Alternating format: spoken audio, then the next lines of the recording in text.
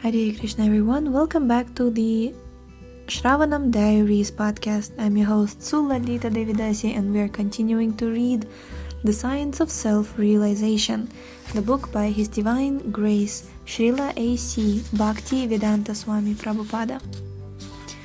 Chapter 4, Understanding Krishna and Christ. And this section is called Thou shalt not kill or Thou shalt not murder.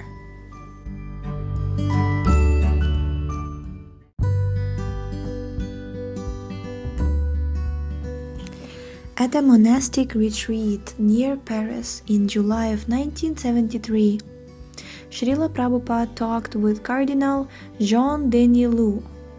Quote, "The Bible does not simply say, 'Do not kill the human being.' It says broadly, 'Thou shalt not kill.' Why do you interpret this to suit your own convenience?" Starting. Srila Prabhupada. Jesus Christ said, "Thou shalt not kill." So why is it that the Christian people are engaged in animal killing? Cardinal Denis. Certainly in Christianity it is forbidden to kill, but we believe that there is a difference between the life of a human being and the life of the beasts. The life of a human being is sacred because man is made in the image of God.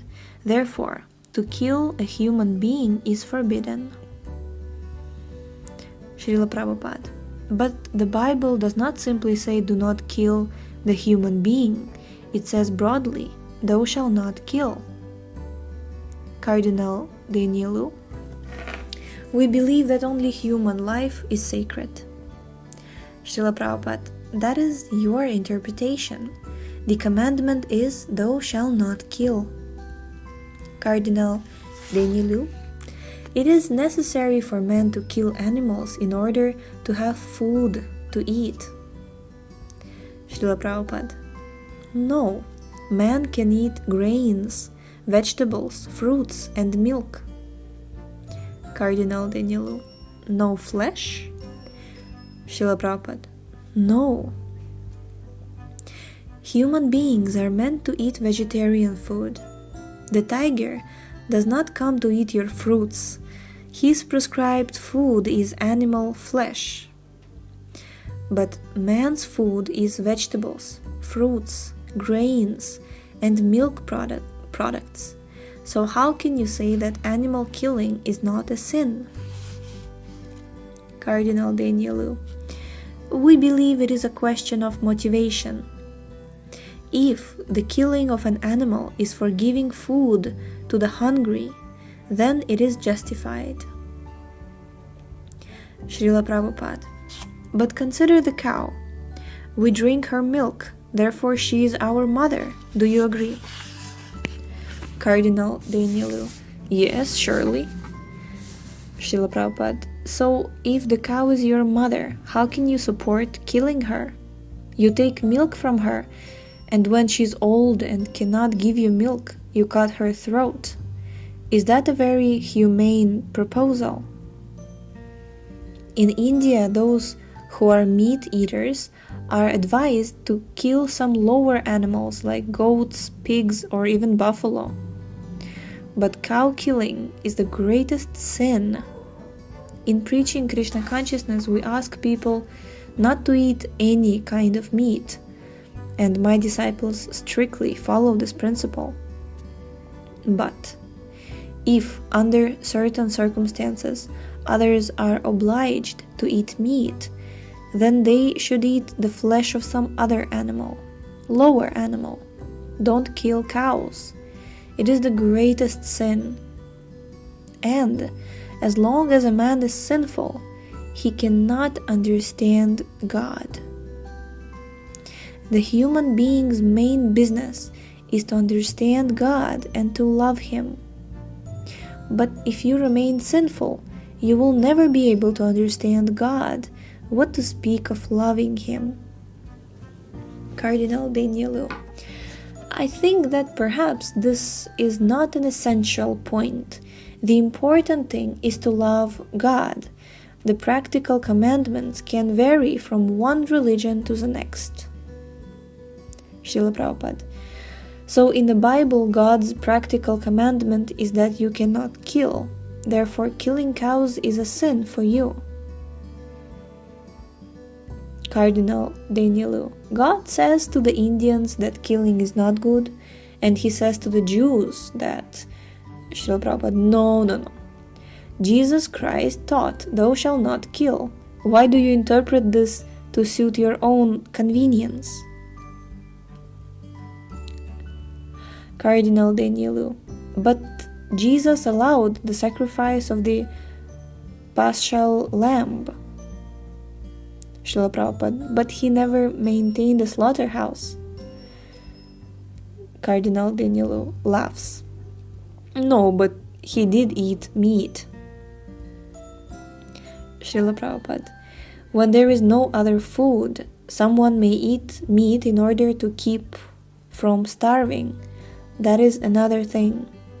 But it is sinful, most sinful, to regularly maintain slaughterhouses just to satisfy your tongue.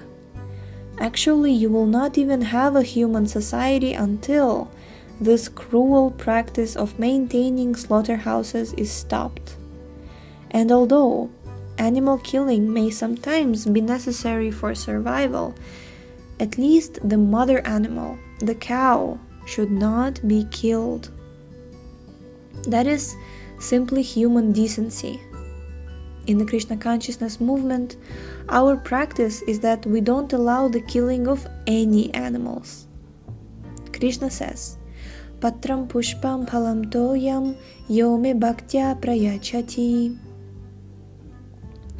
Vegetables, fruits, milk, and grains should be offered to me in devotion. Bhagavad Gita 9.26. We take only the remnants of Krishna's food, prasadam. The trees offer us many varieties of fruits, but the trees are not killed. Of course, one living entity is food for another living entity, but that does not mean you can kill your mother for food. Cows are innocent. They give us milk. You take their milk and then kill them in the slaughterhouse. This is sinful. Student. Srila Prabhupada, Christianity's sanction of meat eating is based on the view that lower species of life do not have a soul like the human beings. Srila Prabhupada. That is foolishness. First of all, we have to understand the evidence of the soul's presence within the body. Then we can see whether the human being has a soul and the cow does not. What are the different characteristics of the cow and the man? If we find a difference in characteristics, then we can say that in the animal there is no soul. But if we see that the animal and the human being have the same characteristics, then how can you say that the animal has no soul? The general symptoms are that the animal eats, you eat. The animal sleeps, you sleep. The animal mates, you mate. The animal defends, you defend. Where is the difference? Cardinal Danielu. We admit that in the animal there may be the same type of biological existence as in man, but there is no soul. We believe that the soul is a human soul. Srila Prabhupada. Our Bhagavad Gita says, Sarvayonishu. In all species of life, the soul exists. The body is like a suit of clothes. You have black clothes, I am dressed in saffron clothes. But within the dress, you are a human being and I am also a human being. Similarly, the bodies of the different species are just like different types of dress.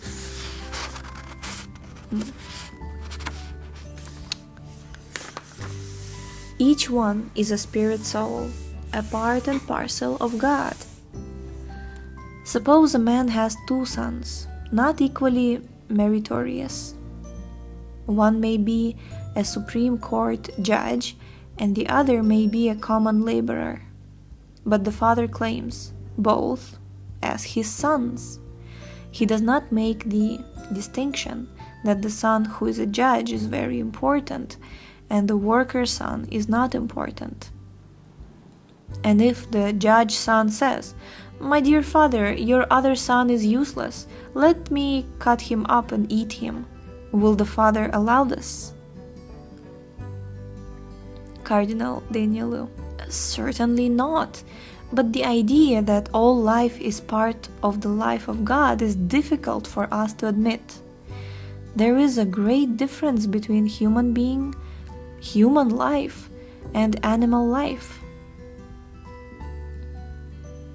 Srila Prabhupada: that difference is due to the development of consciousness. In the human body there is developed consciousness. Even a tree has a soul, but a tree's consciousness is not very developed. If you cut a tree, it does not resist. Actually, it does resist, but only to a very small degree.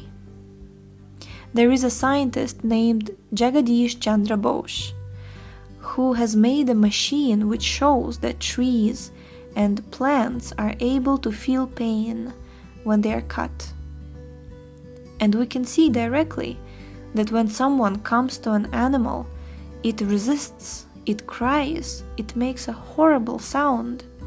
So it is a matter of the development of consciousness. But the soul is there, within all living beings. Cardinal Danielu: but metaphysically, the life of a man is sacred. Human beings think on a higher platform than the animals do. Srila Prabhupada: what is that higher platform?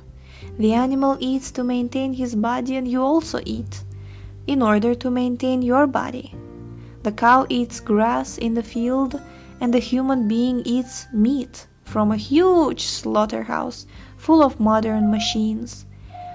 But just because you have big machines and a ghastly scene, while the animal simply eats grass, this does not mean that you are so advanced that only within your body is there a soul, and that there is no soul within the body of the animal.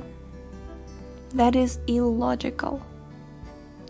We can see that the basic characteristics are the same in the animal and the human being. I really like how these days a lot of vegans out there, right? Veganism, vegetarianism is becoming more and more popular. People post cutest videos of different animals, and they write something like, "How can you say that this cute, cuddly, loving creature has no soul?" You know? So we can see that now people have developed more intelligence. Hare Krishna.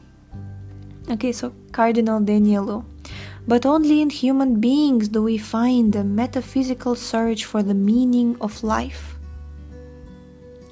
Srila Prabhupada: yes. So metaphysically, search out why you believe that there is no soul within the animal. That is metaphysics. Hare Krishna, I love this. If you are thinking metaphysically, that's alright. But if you are thinking like an animal, then what is the use of your metaphysical study? Metaphysical means above the physical, or in other words, spiritual. In the Bhagavad Gita, Krishna says, Sarva yonishu kaunteya. In every living being there is a spirit soul. That is metaphysical understanding. Now either you accept Krishna's teachings as metaphysical, or you'll have to take a third-class fool's opinion as metaphysical. Which do you accept? Cardinal Danielu: But why does God create some animals who eat other animals? There is a fault in the creation, it seems. Srila Prabhupada, it is not a fault. God is very kind. If you want to eat animals, then He'll give you full facility. God will give you the body of a tiger in your next life, so that you can eat flesh very freely. Why are you maintaining slaughterhouses? I'll give you fangs and claws, now eat. So the meat eaters are awaiting such punishment. The animal eaters become tigers, wolves, cats, and dogs in their next life to get more facility. We have completed chapter 4, and tomorrow we shall begin chapter 5, entitled Practicing Yoga in the Modern Age. So thank you so much for tuning in today. The link to this book is in the description. Check out our website shravanamdiaries.com, and we shall see you next time tomorrow. Hare Krishna.